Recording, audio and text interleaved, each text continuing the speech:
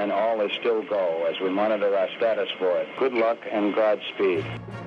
Have you ever had a premonition, a feeling that something dreadful was about to happen?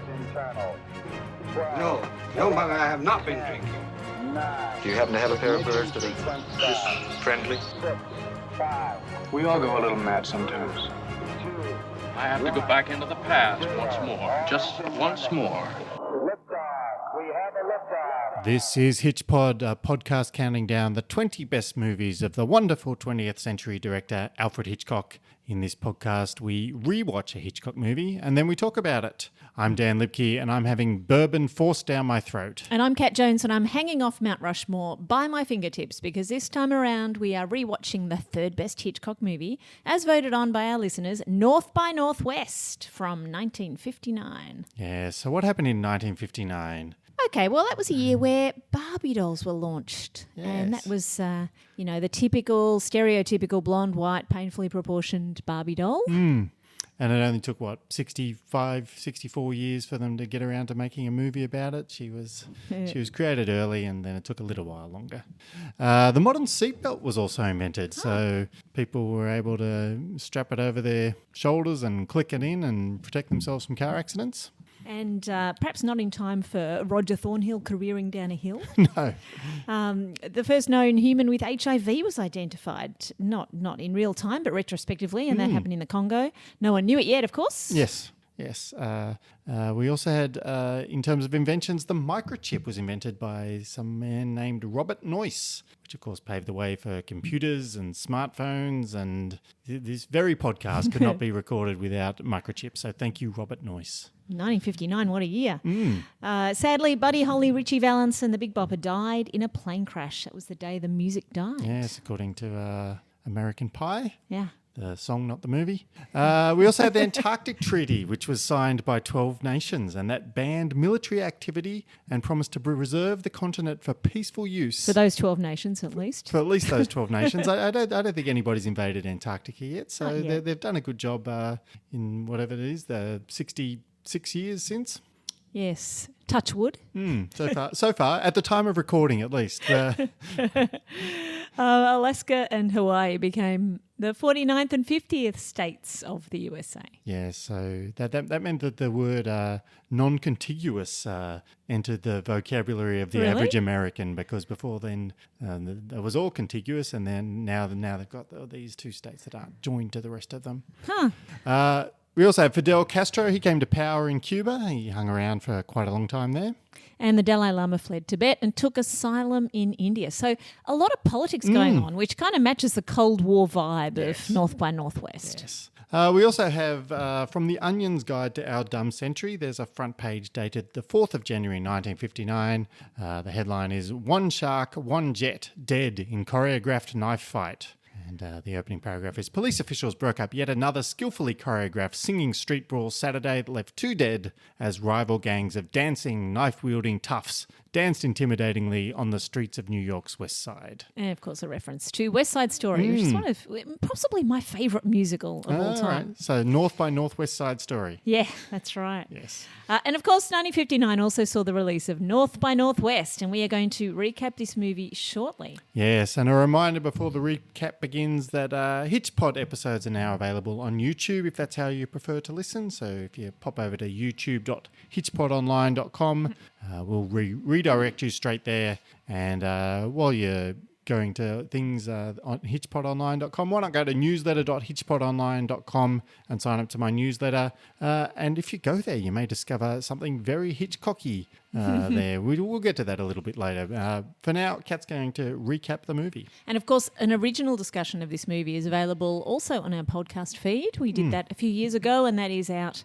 from the paywall. So let's recap the movie. Roger Thornhill is a Madison Avenue advertising executive madman who, after a case of mistaken identity, kind of based around him sending a telegram to his mother, he's kidnapped by mysterious men who believe he's a government agent named George Kaplan. Yes. Now, these mysterious men ask him questions, he can't answer them, of course, and then they pour alcohol down his throat and send him careering down a dangerous hillside road.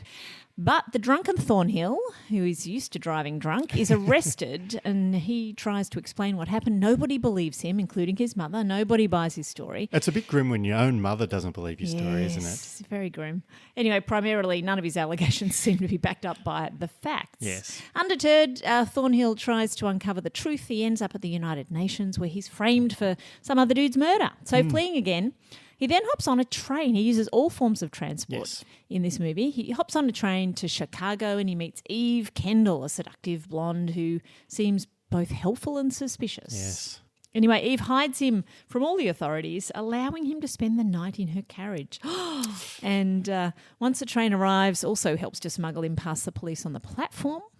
Now, what Thornhill doesn't know is that Eve is romantically involved with the villainous Philip Van Damme. And he was in the early scenes, although this is part of her role working undercover for the US government. She's a double agent. Yes. Anyway, based on her advice, he is sent to meet Kaplan at an isolated bus stop. And there, he's attacked by a now iconic crop duster. One of the most famous planes in history. Yes.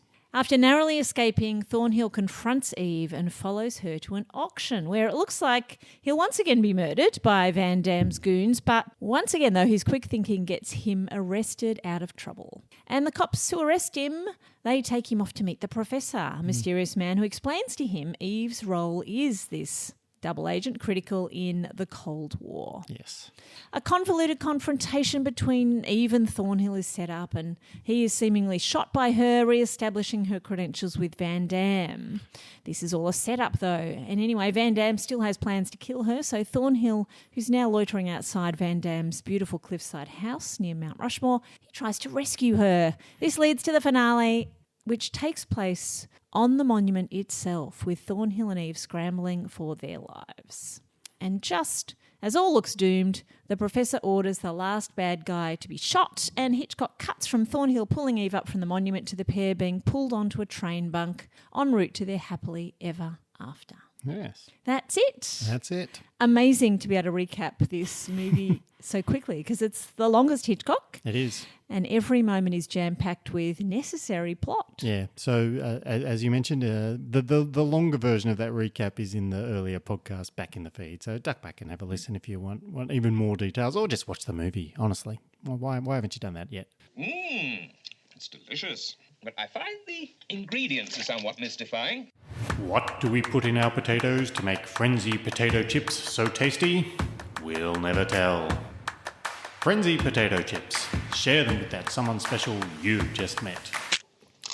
Okay, so here's where I usually do 3 jokes and a limerick on the movie. When I started writing the jokes for this, I realised they were all pretty much on the same theme. So I instead put all the jokes into a sketch that you can find over at the previously mentioned newsletter.hitchpodonline.com. And you can read that sketch, and it's just a discussion between Hitchcock and the screenwriter, all kinds of miscommunication about why the screenplay turned out the way it did. And hopefully you'll find that just as amusing as you would the 3 jokes I would have told you. But I did do a limerick. Uh-huh. So here comes the limerick, and you can give me the thumbs up or thumbs down on that one. If you want to give me the thumbs up or thumbs down on the sketch, you'll have to just go. There's a little favourite sign you can do there. All right, here's the limerick. Mistaken identity, kidnapping and driving while drunk. Framed for a murder and meeting a woman with spunk. Crop duster attacks. Mount Rushmore climax. No wonder this film is such a total slam dunk. Okay, well, the meter could do some work. Yeah. But I think I'm giving you a thumbs up on the limerick. Yes. Always. All right, so what did we notice on... Well, this is not either of our second time through rewatching this, is it? It's hard to notice anything new when we've watched it so many times. I did have a couple of things that I noticed that were new, and one of them is that the amazing setup of Thornhill as a liar and unreliable witness right from the start. Yeah. He tells lies to his secretary, tells lies to get into a taxi, tells lies to just about everyone he meets, and that sets him up as a liar. He's in advertising. Yeah, he's in advertising. That is also, he talks about that being a complete snow job. Yep. His mother, says he has form on lying. She doesn't believe a word he says. It's a wonderful way of leading the viewer in a certain direction. Yes. And we never know if he really is telling the truth to the watcher. Yeah. Yeah, that's good. The thing that I noticed on the rewatch, and as we mentioned, we have rewatched this multiple times, including once recently at a cinema, like on the big screens. That was kind of good. But every time I rewatch, I always forget in the moment who exactly Eve is working for. I'm mostly confident that she's working for the good guys, but then I can't remember. Is it more like James Bond where she's a bad guy and he seduces her and gets her to flip sides? And I can never remember which it is. So that's always a nice little surprise for me. It's, oh yeah, no, she was actually a double agent. And all along. credit to her double agent skills that you continue to be confused by that. Yeah. It's fantastic. Eve Kendall too in this is also set up early when we meet her on the train, because we don't meet her till 45 minutes into this movie. Yep. And Roger says to her, "You're one of these honest types." And she replies, "Not really." So a bit of an understatement there. Yes. And by this stage, we've already seen her lie to the police many times. So it's very cool the way these two are set up. Yep. So that we don't know what she's doing. And we kind of still don't exactly know if Thornhill's innocent for a big part of the movie. Yeah. And as we've also previously discussed, this is basically the prototype of a Bond movie. I think we discussed in the previous podcast how Ian Fleming actually wanted Hitchcock to do the first Bond movies and have Cary Grant as the original Bond, and sadly that didn't come to pass. But you could see why after watching this movie. Yes, and you can also tell that Fleming and everyone surrounding those early Bond movies, they would have been told, just make it like North by Northwest. Yep. So there's a reason why the Bond movies do look like this. Yeah, it's got the suave hero who's cool in any crisis, a glamorous love interest, an evil villain with a modernist lair, and I also kind of noticed even more on this time the way the movie's like very noticeably a string of action set pieces strung together. You've got the drunken car ride, the crop duster, the auction, prowling around the house, the Mount Rushmore fight, and that's very Bond as well. It's very much just a modern action movie. Like famously, the Mission Impossible movies are reverse engineered. They think of what stunts they want to do, what idiot thing Tom Cruise is going to do next, and then they go, all right, we'll have to do all those stunts, and then we'll work out a way to make the plot work around them. So what a shame those modern ones don't do a bit better on the plot. Yeah. They don't do much really and with their plot. they don't do the dialogue quite as wittily as well. And also, we never go very far without a kind of laugh out loud comedy moment. So again, and James Bond books, of course, James Bond is a bit of a wimp in some of those books. So a bit of an ordinary man made out to be a spy. In this one, there's a lot of action, but it's all very much an ordinary man could probably get away with it. Yeah. Although he's pretty capable. Yeah, he's quite capable. It also reminded me very much of the kind of Indiana Jones films, especially the first few, where it's like, again, lots of action set pieces, and he can be beaten up, he can be battered, he can be, he's a little bit out of his depth, but he's kind of making it up as he goes. Famously in Raiders of the Lost Ark, he says he's making it up as he goes along. Yep. So I think it's very similar. And Indiana Jones was basically a way of giving Steven Spielberg a James Bond type to direct, because he wasn't allowed to direct the James Bond movies because he was American.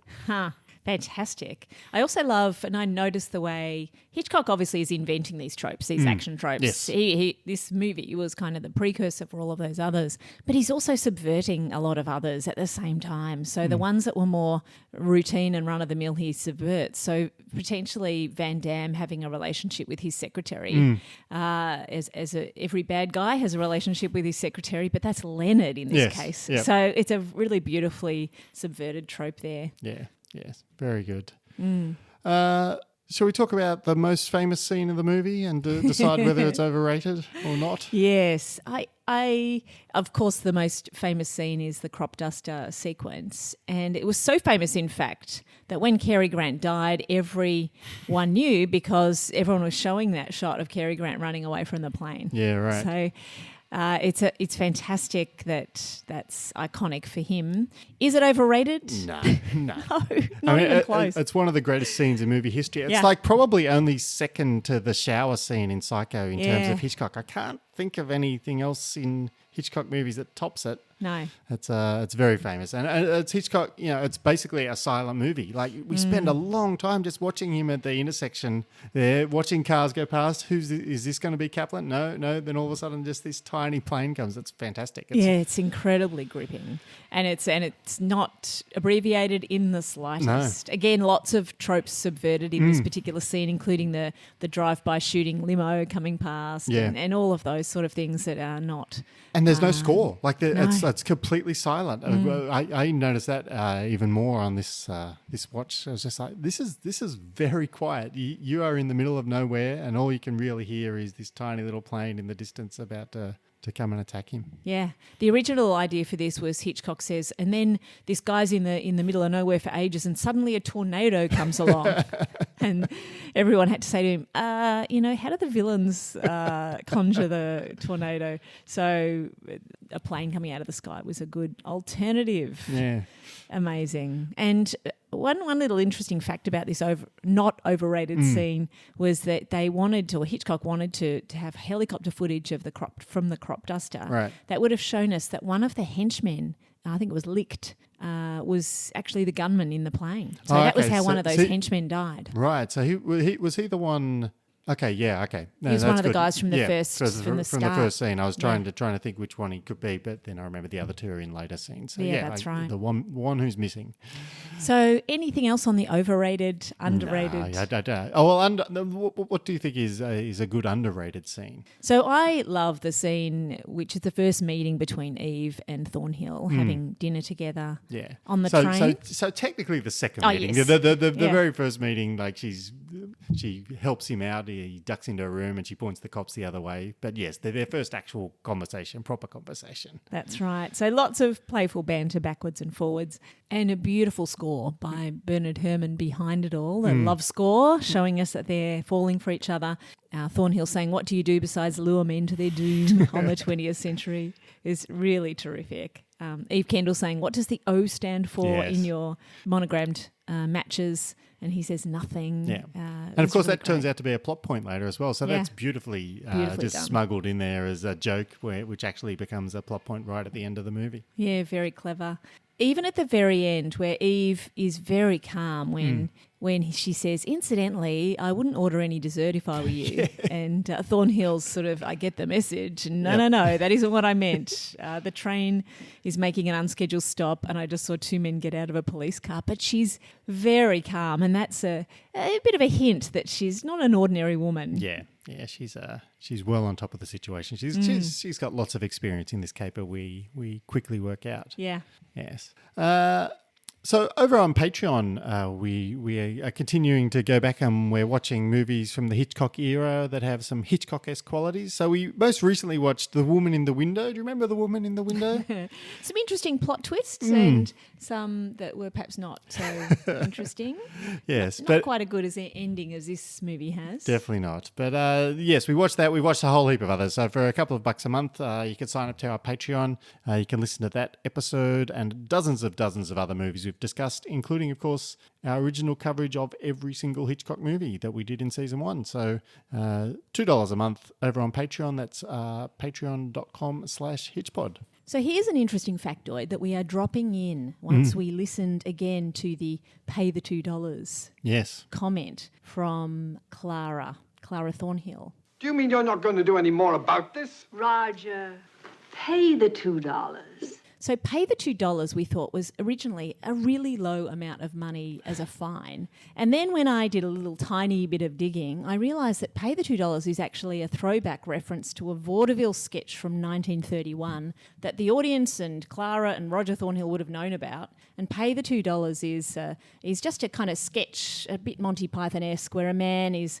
subject to increasingly draconian and unnecessary legal jeopardy because of his lawyer's unwillingness to pay a $2 fine. So this was a catchphrase from a sketch. Yep. And people used to say it all the time to refer to some penalty that, even if they regard it as unjust, is just too trivial to waste time on. Yep. So in this way, we find out that probably it was more than a $2 fine. Yeah, but she's just saying, pay it. Pay the $2. Let's not muck about with this stupid nonsense. Referring to a sketch that now this many years Lost to later. time. We have no idea where that came from. So I really love that. Yes. Just pay the $2, people. Now, before we go any further on this, let's go some of the stats on this third spot ranking for North by Northwest. So the highest ranking of this movie was, of course, first. Lots and lots of people. You probably voted. I'm not sure your votes were included. No, I'm sure they weren't. But I presume the lowest ranking was 3. Maybe.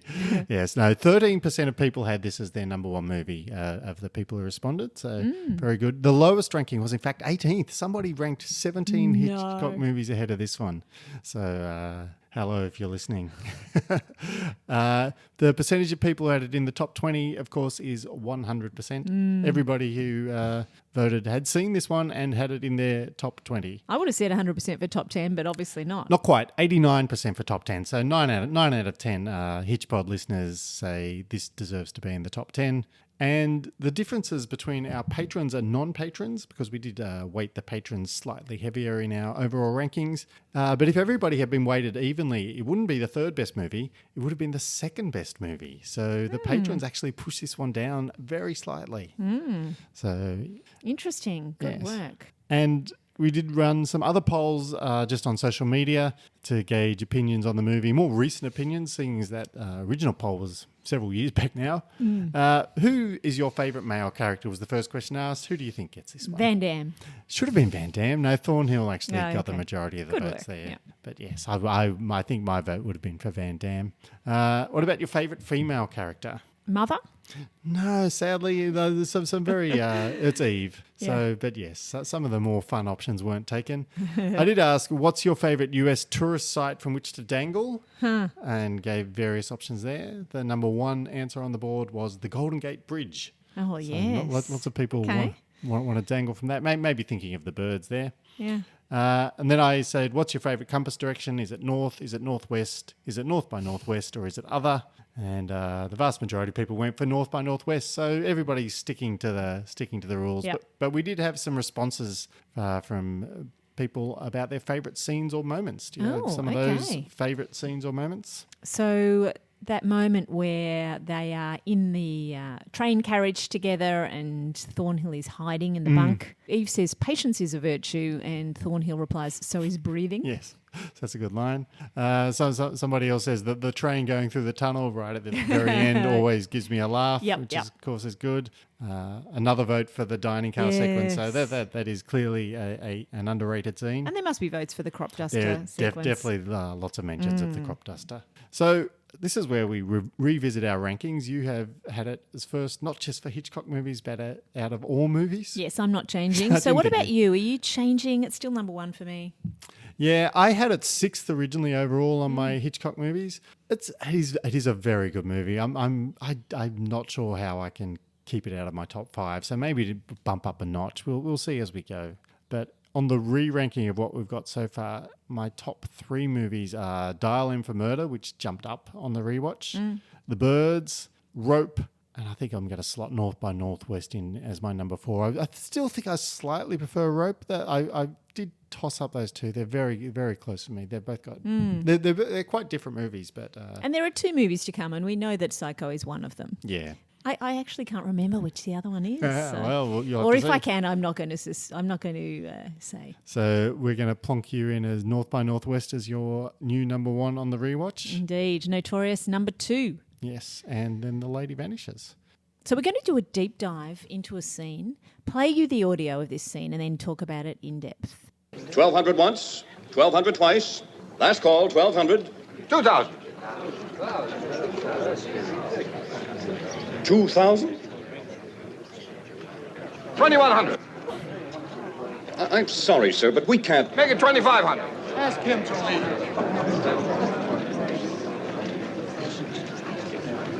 Would the gentleman please cooperate? The last bid was 1,200. 2,500. My money as good as anybody's. Well, isn't it? I have... What was it? 1,200. I have 1,200 once, 1,200 twice. 3,000.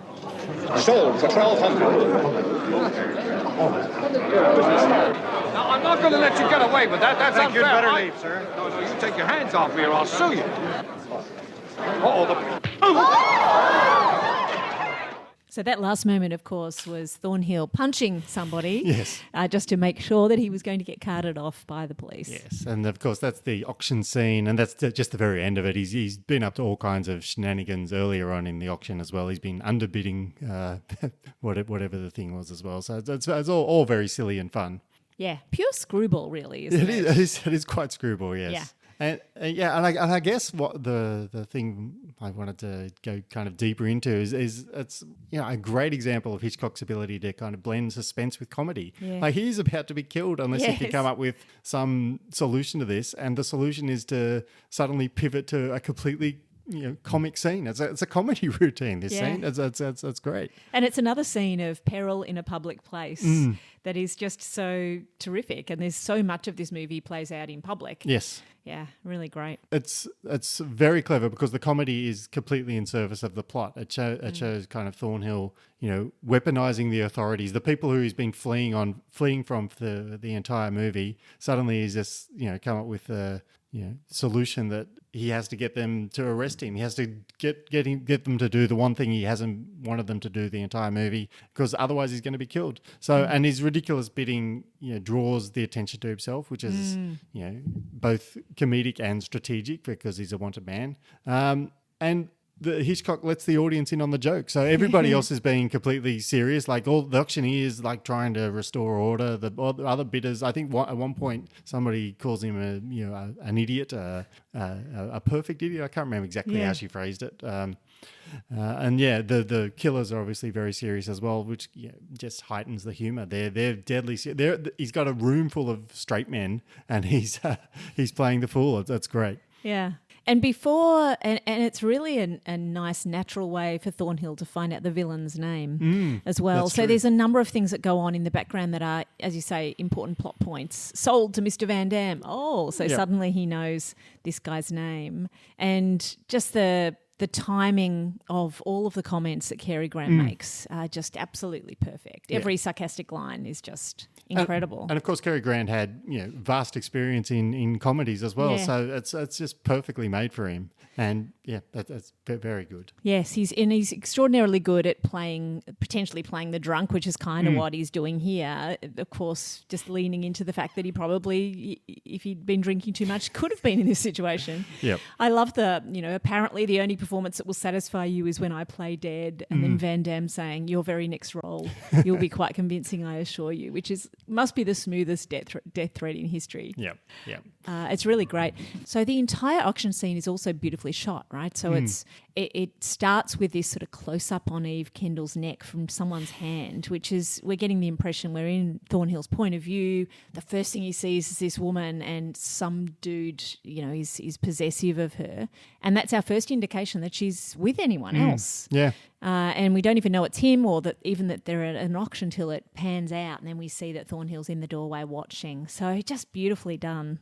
Yeah, and I like I like even the beginning of it kind of pivoting to this kind of farcical thing is Cary Grant kind of making someone move over. Like he shares a seat, he kind of makes the entire row of people, he just claims half a seat and pushes everybody over. So right from the beginning, it's got physical humor, it's got the jokes, that's very good. And it's just a little kind of microcosm of Hitchcock, like even to the extent that there's a MacGuffin in the scene, which we don't even notice at the time. No, that's right. We don't notice that the thing Van Damme is bidding on is this figurine that's part of the plot, and it's introduced so subtly that we really think it's just a side thing that he's bidding on. But no, this has got the microfilm inside it. Yeah. So I think you've claimed previously that if you wanted to introduce somebody to Hitchcock, this is the perfect movie to start with. If you just wanted to give them one scene, I think this one scene is almost good because it's got all the elements that kind of we love about Hitchcock, the humor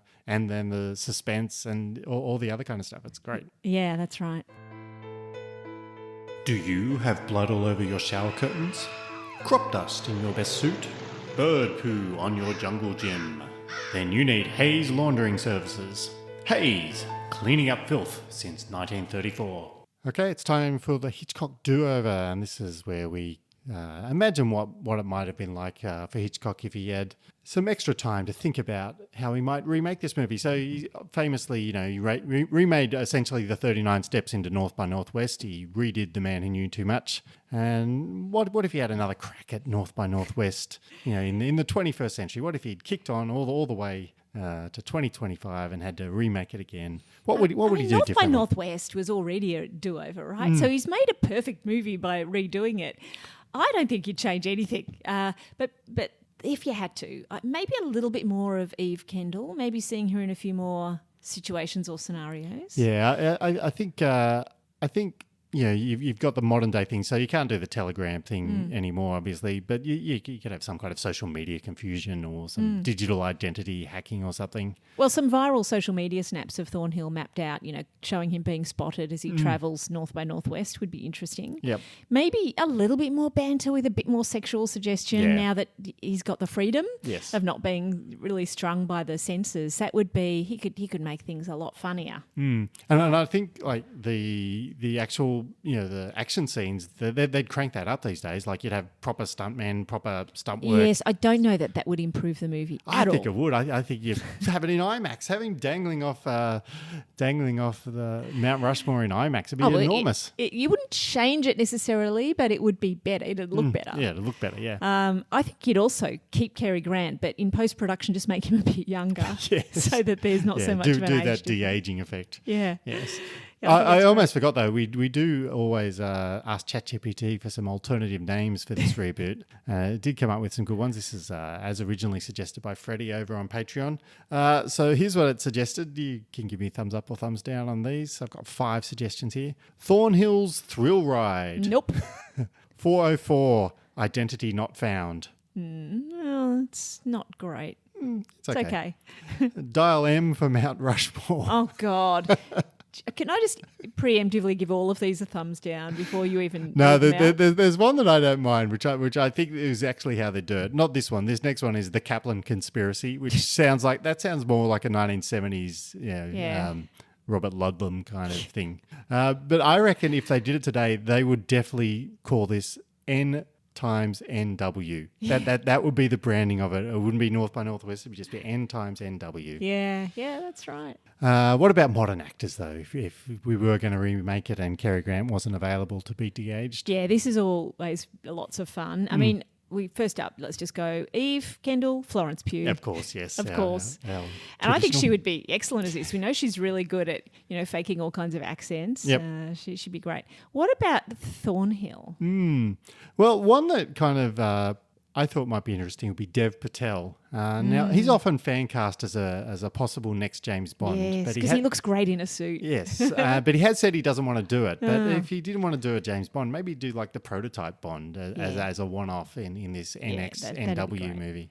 And Leonard. Now, you had a good suggestion for Leonard, didn't you? It was just based on pure physical similarity. I was watching him and I thought, that guy looks like Cillian Murphy. And then I showed you a picture. I was just like, it's basically the same person. So Cillian Murphy's probably too old now to play the role. Leonard, maybe not. But maybe not. But he just based on looks alone, he's certainly too big an actor to play a henchman. But nevertheless, you put him in if it was Hitchcock as a director, all sorts of people would like to have starring and also co-starring roles. Yep. Also, Leonard would be well played by Rami Malek. Yeah. That would be good too. Yep. Now, Van Damme, there's lots of Bond villain possibilities here. Yes, I'm leaning to a Bond option. I think Mads Mikkelsen, who was in Casino Royale, I think he did fill the Van Damme role. He's kind of smooth and charming as well as evil.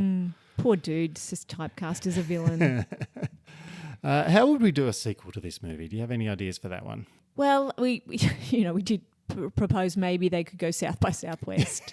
The same genre, I guess. It's Thornhill and Eve together fighting crime or doing something. Both of them being recruited by the CIA, NBA, whoever it is. Yeah, I reckon we pick up almost immediately. The train goes into the tunnel. As it comes out of the tunnel, we're getting a message. Telegram's arrived on their honeymoon. There's a real George Kaplan afoot, and maybe he's coming after Thornhill because he's worried that Thornhill stole his identity. Maybe someone else was mistaken for George Kaplan at one point and has been enjoying, living life as that, and he's after Thornhill. I don't know, something. I think, and also let's subvert the gender there. Let's make it a female George Kaplan, even better. So, I think that's great. I'd like to watch that much more than I'd like to watch a redo of North by Northwest, which you cannot improve on perfection. Yes, and ChatGPT did suggest South by Southeast is the title. So, what about a prequel for this one? So we didn't see much of Clara, the mother, after she disappeared. Yeah, she disappears after about 45 minutes. So Mrs. Thornhill's bridge club, perhaps.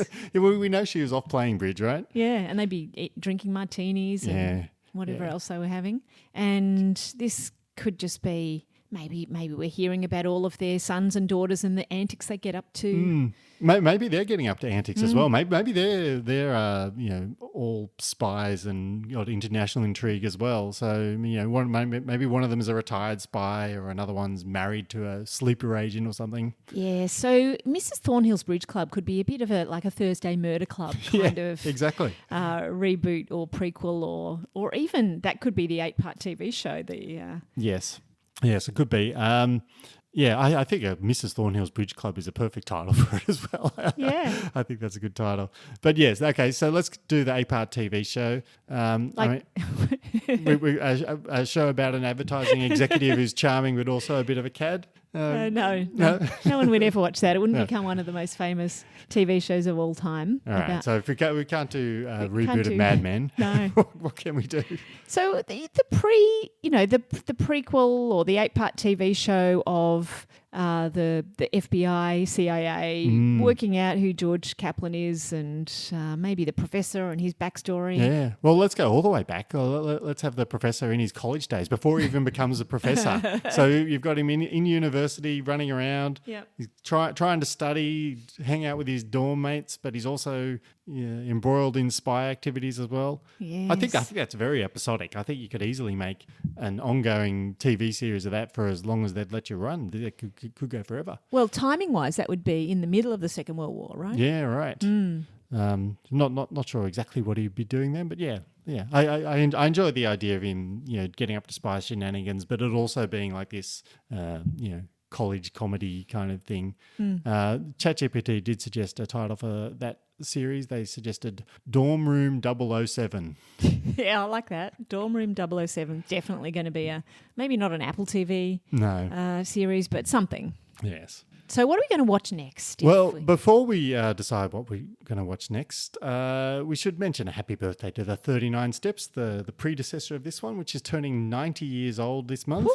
To Catch a Thief is also turning 70 years old, so another Cary Grant one. And Foreign Correspondent, another Man on the Run, is turning 85 years old. So lots of ones related to North by Northwest, all having milestone birthdays. Incredible that they're so old. But none of them are as old as Eva Marie Saint. No. Who plays Eve Kendall, because she has just turned 101 as of July 2025. So still kicking at the time of recording and doing well and going strong, and she's as solid as fantastic. Antarctica. Yeah, incredible. Yes. So the related movies, according to Google, if you enjoy movies like North by Northwest, you will also enjoy Charade from 1963, which the plot line of that one is a woman finds herself followed and harassed by 3 men who are linked to the death of her husband, Charles. She seeks help from a charming stranger but gets embroiled in a world of lies. And this one stars Audrey Hepburn and Cary Grant. And, of course, we've watched this one ourselves, haven't we? And it's wonderful from 1963. The other ones, The Maltese Falcon, 1941, a private detective gets involved in a case to find an expensive but mysterious statuette. Yes. He indulges with 3 criminals and a liar. Do the criminals tell the truth? I don't know. One of them does, the other 2 don't. The other 2 don't. Yep. And that stars Humphrey Bogart and Mary Astor. Yes, and the final one recommended was Touch of Evil from 1958. When a car bomb explodes on the American side of the US/Mexico border, a drug enforcement agent's investigations put himself and his new bride Susie in jeopardy. This one's directed by Orson Welles, starring Charlton Heston, Janet Leigh, and Orson Welles. And this, of course, is also the movie that we are watching on Patreon this month. So if you want to hear us talk about that, which we'll probably do in the next few weeks. That's right. And if you rated North by Northwest number 18 on your watch list, probably don't want to watch any of those 3 movies. Yes. So what was the Oscar winner that beat North by Northwest. The movie that beat North by Northwest to the Best Picture Oscar was Ben-Hur. Bigger than Ben-Hur. North by Northwest was smaller than Ben-Hur, according to the Academy. Ben-Hur was directed by William Wyler, starred Charlton Heston, who we're going to see a little bit of, and Jack Hawkins. Basically, Ben-Hur is a nobleman who's sentenced to years of slavery after being accused of treason by his adopted brother. Spoiler. But he does return to seek revenge by competing with him in a race, the chariot race. I had no idea what Ben-Hur was about, and that plot summary, I could not have told you which movie it was. So this will be very interesting because we are watching this. We are going to watch this one. We're not going to skip it like we did with a couple of the more dreadful Oscar winners. Yep. So we will go through all the major categories: Best Picture, Director, Actor, Actress, etc. And we will see how and if and when and in what ways North by Northwest was robbed. But until then, I'm Dan Lipke, making a nuisance of myself at an auction. And I'm Kat Jones, brushing crop dust out of my eyebrows. Thank you for listening to HitchPod. Please come and talk to us on Blue Sky at HitchPodOnline.com or on Facebook by searching for HitchPod. And you can also email us directly at feedback@hitchpodonline.com. And if you want more Hitchcock content, please consider becoming a HitchPod supporter. Just go to patreon.com/HitchPod. And for as little as $2 a month, you can get access to our Season 1 coverage of every single Hitchcock movie, as well as bonus episodes on Hitchcock-esque movies. Invitations also to watch live rewatches and much, much more. Do you mean you're not going to do any more about this? Roger, pay